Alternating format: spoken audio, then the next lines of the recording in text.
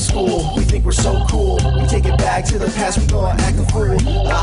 No jumps, the middle finger make mine. Hello, hello, hello, and welcome to SportsBuzz, the Fanatical View. I'm your host, Scott D. Lewis, here live in studio. Yes, that's right, we are live here from 6:30 to 7. Comcast Cable Channel 23, downtown Danbury, Connecticut. A few flurries flying today, but nothing of substance really pelting us as it has in the last few weeks, so we will accept that. No more different than that Patriot parade, right?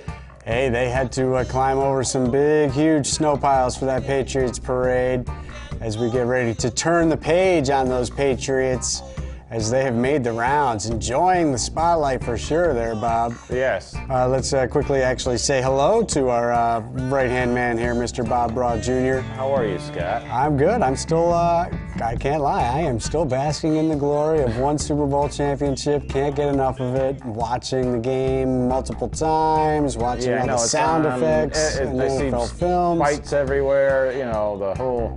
And they're making their rounds to late-night TV, actually. I saw Belichick, he was on Letterman the other late night with David Letterman last night. And he was on to Late Night with David Letterman, as he likes to say. Yeah. And the other guys making the rounds, hey, Butler even showed up, and Edelman showed up at the Grammys the other night. Too bad they couldn't have picked off Kanye West running out into the stage and saved everybody a lot of grief with that nonsense. Oh, God, that was Would have liked to see those two put him in a nice tackle hold. Intercept that maneuver. That's a whole nother story. We won't get into that. Bob's show, of course, Spotlight on Tuesday nights at 9, Wednesdays at 12.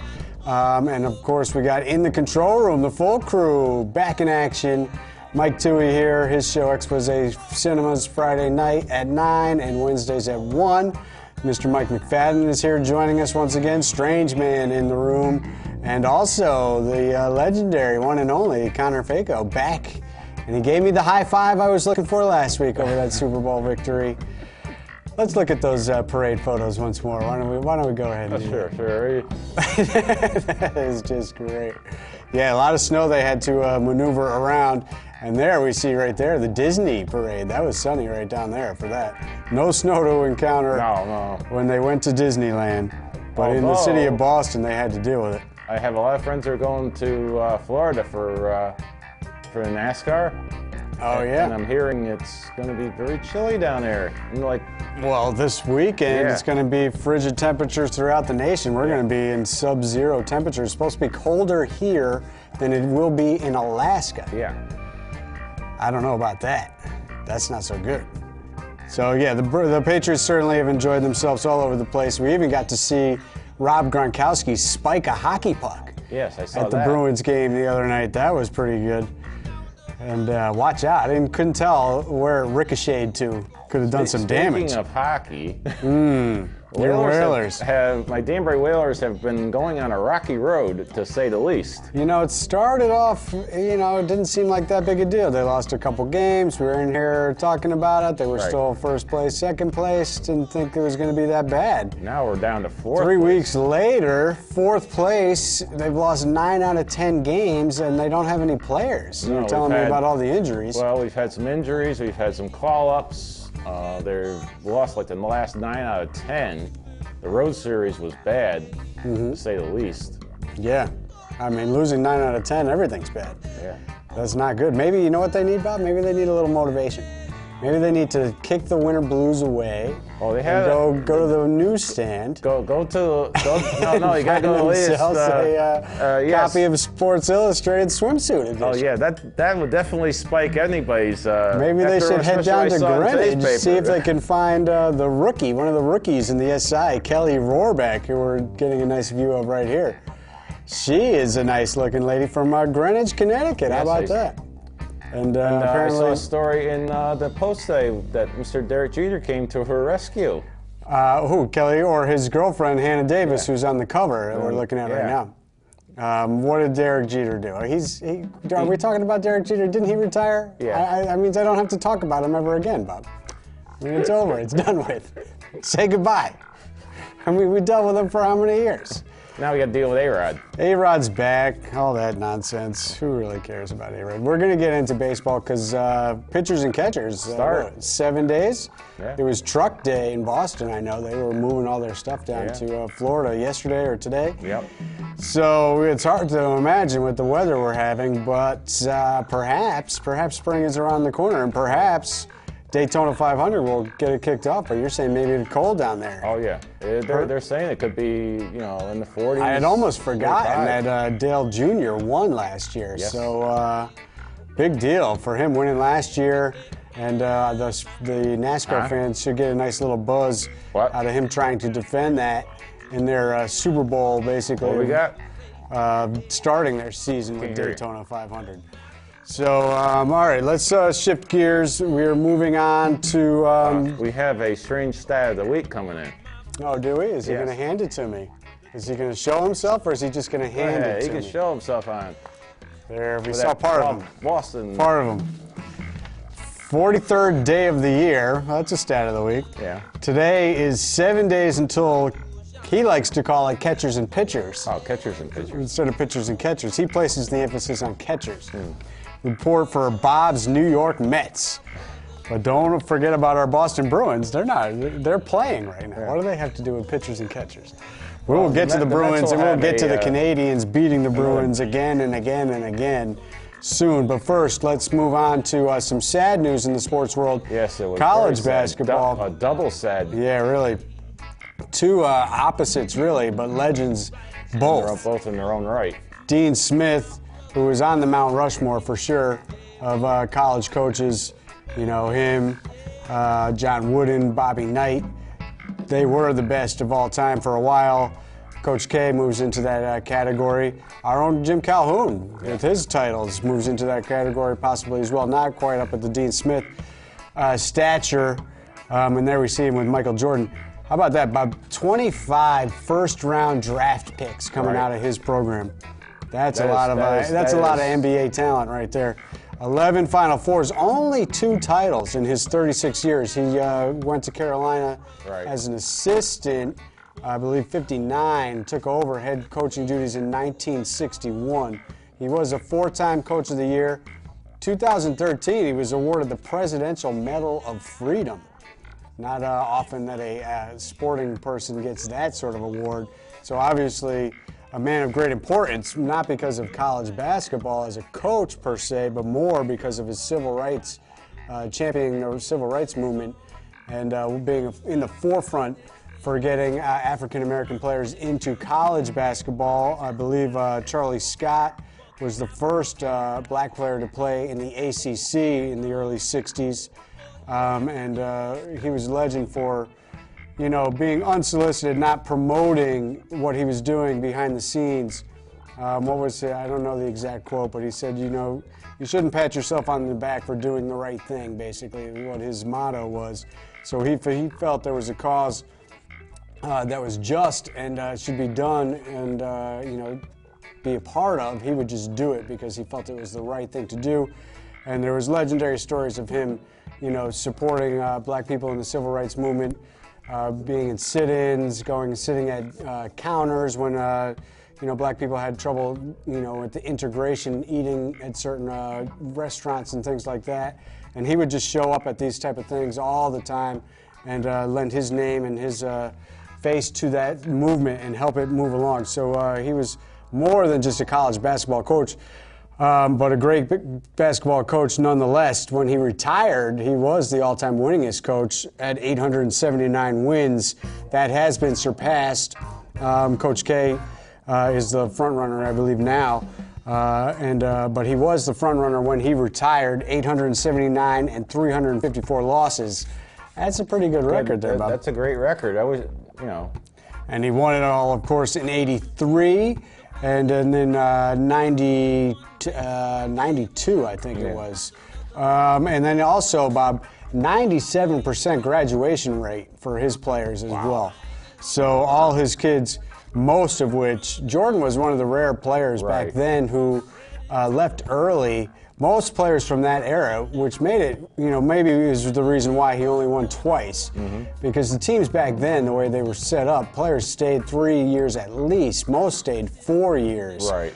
Imagine a guy, right now. I always look at like Patrick Ewing, stayed 4 years. Yeah. Could you? Look at DeAndre Daniels for UConn last year, couldn't even stay for his 4th year. Right. And he's not even in the NBA. No, he's. Why would a guy like that leave? He could be the star of the defending champions right now, trying to help them get back to the tournament. Instead, he's playing in Europe somewhere. But these other guys back in those days, the teams, had name players who stayed 3 years, 4 years. Jordan, as I mentioned, one of the few who left, I believe, after his 2nd year on the advice of Coach Dean Smith, who said, it was time for him to go after they won the title. And you remember, Bob, when they beat Georgetown, and the name is eluding me of the point guard for Georgetown who made the mistake and threw the ball to James Worthy at the end of the game there. Maybe McFadden can come up with that for me in there if he has it off the top of his head. But Brown. Brown, was it? Yeah. He makes that ill-fated pass, throw it on the last possession. He turns it over, throws it to the wrong team, James Worthy, who then runs down the court, runs out the clock. The first person that Coach Dean Smith goes and hugs after that game was the Georgetown player, Brown, who made the turnover. He didn't go to one of his players. He went because it was just a horrible situation for that kid to go through that. So that's the kind of guy that he was. On the opposite end of the spectrum, Shark the Tark, Jerry Tarkanian, who I did get the chance to see coach live and in person in his later years for Fresno State. I'll get to that in a minute.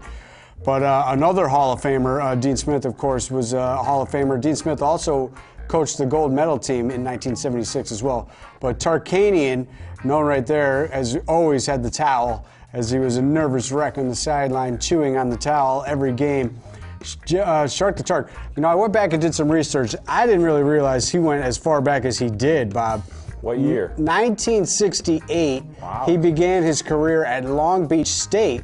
And not only did he start that far back, I guess that's not as huge a surprise, but his record at Long Beach State, rather impressive. 122-20, which is very good. 65-0 at home. Never lost a home game at LBS. That's must be a all-time record. It's certainly up there. That time era. Yeah, at that time, not that many teams made the tournament. No. He made 5 tournaments with Long Beach State. In 1971, going up against the powerhouse UCLA, who was in the midst of winning however many in a row they won. He pushed them to the limit in a West Regional Final, 57-55, in one of the years that UCLA went on to win, one of the many that they won. So, right away, he came in and he was a great coach. He made a few Final Fours with LB State there. Of course, UNLV, made their run there. He went to UNLV in 73, so 4 Final Fours with UNLV. 1977, and everybody remembers late 80s, 1987, and then 90 and 91, winning the championship, and still, to this day, holds the record for largest margin of victory in the championship game. That epic beatdown of Duke, 103-73, when they pounded the Dukies. The following year, 91, when they were undefeated, looking to go back-to-back. And I remember this time when Coach Wooden, the legendary coach from UCLA, who had won multiple back-to-back championships, I remember the quote he had before UNLV went on to lose. He said, "A lot of teams have won 1 in a row."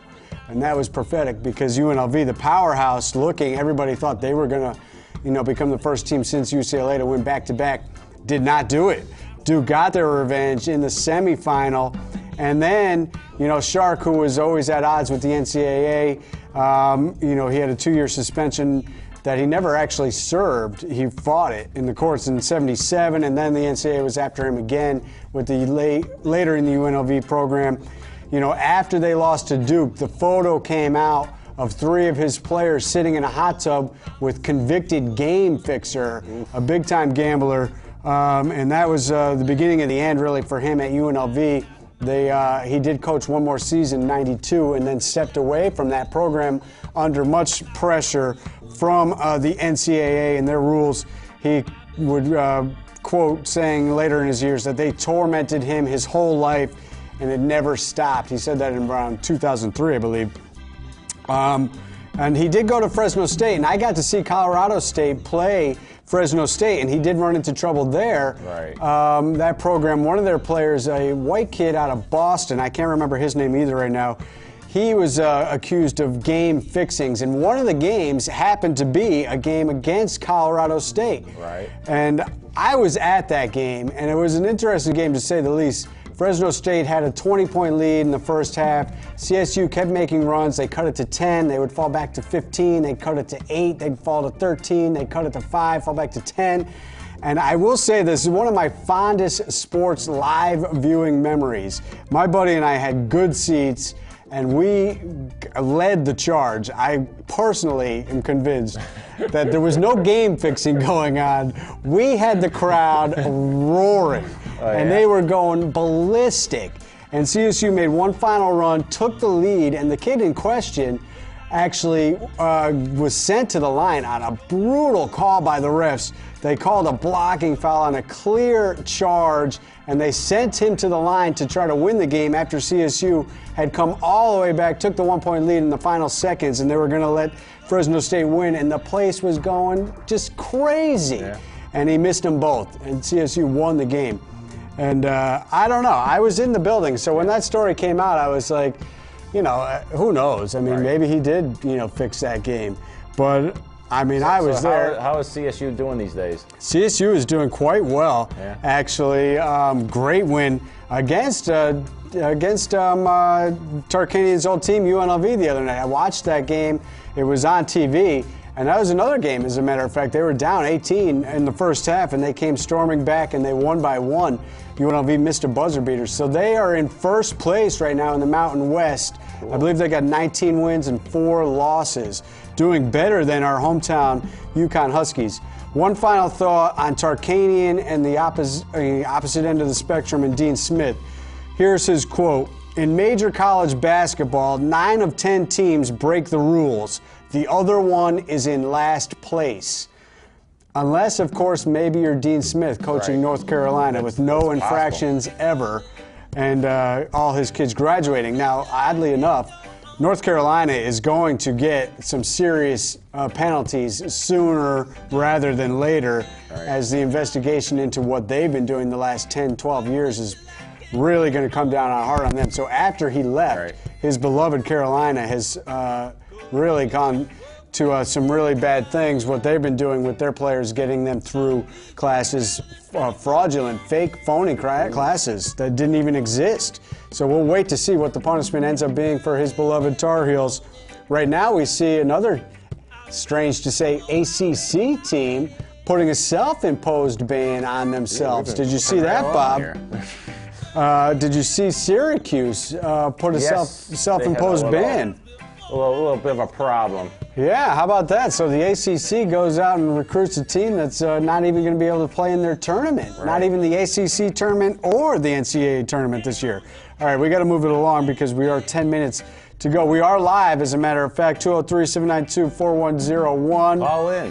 Maybe Uncle Buck's out there watching. We haven't heard from him. We've heard from him on the Facebook, as they call it. We haven't heard from the Evil Director in a long time. I will be doing a show with the Evil Director, as a matter of fact, Bob. A little self-promotion. The Oscars, right? 2 weeks we're doing. Taping 2 shows tomorrow. The first one will air tomorrow night, Friday, 8:30, Time Out with Kevin Gallagher. And then next week, the second one will air Friday night as well, as we break down the Oscars, see who's going to win. The Oscars are February 22nd, a week from Sunday. A little early they are this year. Anyways, UConn. Who's hosting the Oscars this year? Doogie Howser. What's his Neil Patrick Harris. The kid from TV fame, How I Met Your Mother, and all that stuff. He's in a good movie this year, as a matter of fact, Gone Girl, as a supporting actor.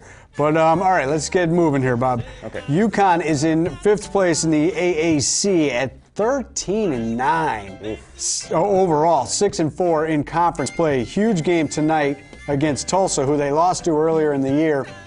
Basically, they've gone lose 2, win 2, lose 2, win 2 in their last 8 games or so, and that's not going to get it done. They did have a nice road win down in Tulane, snapped a 5-game road losing streak in conference.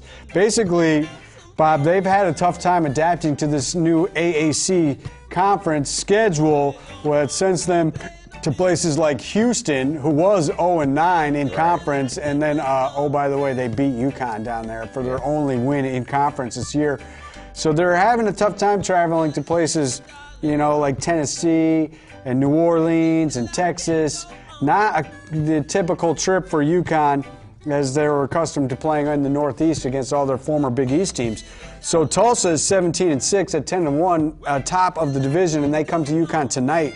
Big game. As we sign off, flip your channel right over, and it's 7 o'clock. They're tipping off. But Tulsa is not even ranked in the top 25, Bob. Wow. SMU is the only team in the top 5. Larry Brown's team at 19-5, 10-2. They're second in the AAC. Temple, who we talked about last year, Bob, we said the AAC teams got lucky that in the first year, Temple had one of their few down years ever. Not a team that typically doesn't play well, and they did last year. They have bounced back at 18-7, 9-3. Cincinnati 4th, and UConn, as I mentioned, 5th. So, you know, they got work to do. They, you know, Memphis, they're playing at Memphis and at SMU after Tulsa. Memphis is in 6th place at 14-10, 6-5. They're somehow, some way going to come up with some more road wins. They're going to have to win these games because, you know, any more losses, and they're really putting themselves in serious jeopardy right now. They're probably not as the defending champion in the tournament, which would be terrible. And we're only 2 weeks away from March Madness starting. Yeah, pretty soon. I mean, it's right around the corner, so they really got to do damage down the stretch in the regular season and then big damage in the tournament. Kentucky remains undefeated and number 1. Big 2-point win against LSU the other night. Virginia, even though they lost to Duke the other week, they blew a lead in that game. They remain number 2 at 22-1. Gonzaga, number 3, 24-1. Duke, we mentioned 21-3. Wisconsin, rounding out the top 5, 22-2. Villanova hanging around, still with only 2 losses, about 22-2. Arizona, 20-3. Kansas, number 8 at 20-4. Louisville, another ACC big team. Names are ACC. Lower, I mean, how is Louisville in the ACC? And you wonder why, Bob. I'm not really paying much attention to these games, except for I'm watching the UConn games in Colorado State. All these teams changing conferences, it takes the joy out of it. I mean, it's just ridiculous what's happened in the college landscape. They're 9, and Notre Dame is number 10. How about the Lady Huskies, Bob, with the big win? 1 versus 2. They were 2. South Carolina was 1. I was watching. We were watching that, and it was nice for 87-62. 4th straight time in a 1 versus 2 matchup that they have won by 20 points or more. Well, rather impressive. And they are 17-3 in their last 20 games against 1 versus 2 matchups. It was like a 10-point lead, and then when they started to take the coat off and start dancing up and down the floor, that's why I knew things were changing. So that was a nice win, obviously, by the Lady Huskies, who now are the new number 1. NBA, Bob, how about this?